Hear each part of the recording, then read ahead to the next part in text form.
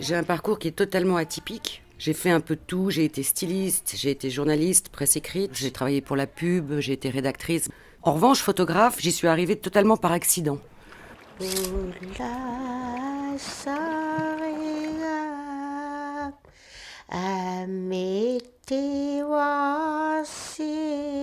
Ça fait à peu près une quinzaine d'années que je travaille sur les mains et sur la transmission à travers les mains.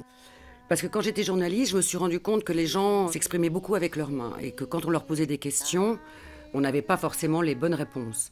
Quand je me suis mise à portraitiser des personnes à travers leurs mains, je me suis rendu compte qu'il y avait un lâcher-prise et que les gens se confiaient merveilleusement bien, qu'ils étaient beaucoup plus dans le sensible et qu'ils étaient beaucoup plus dans le, oui, dans le don en fait.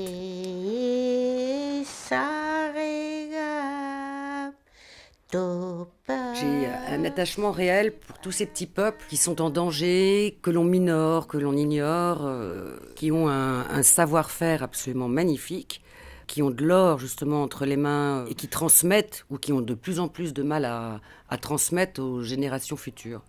Et ça, non seulement faire un travail sur les personnes à travers leurs mains, qui est effectivement ce premier outil de communication, c'est totalement jumelé avec ma première manière de communiquer avec eux, qui est celle des signes. Et ça, c'est tout à fait magique. C'est le langage universel des voyageurs, je pense.